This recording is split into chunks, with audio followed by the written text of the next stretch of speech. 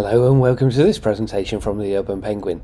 My name is Andrew Mallett, and in today's presentation we're going to learn how we can use the command line really quickly and effectively. Very short, very simple video, but giving you great tips of how you can speed your command line usage, which is great for your everyday use, but is also good if you're going to be sitting any of the practical exams such as your Linux Foundation, your SUSE or your Red Hat exams, which are all practical based. So I want to be able to introduce to you the magic escape and dot. We'll show you how you can use it by working the command line. If I go through and say cat out the chrony.conf, obviously the path is quite deep to this configuration file. It's confirming it's the file that I want to work with, and maybe I want to make a copy of that, but obviously I don't want to type the path in again. But I can use then cp escape and dot. That brings up my last argument. Escape and dot will then bring up my last argument again, and I can append dot old.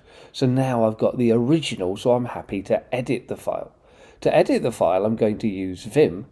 But of course, escape and dot brings up the .old file, but I can use escape and dot again to cycle through to my previous argument. So this magic escape and dot can be used to cycle through all of your previous arguments, really meaning that you can use the command line quickly and efficiently.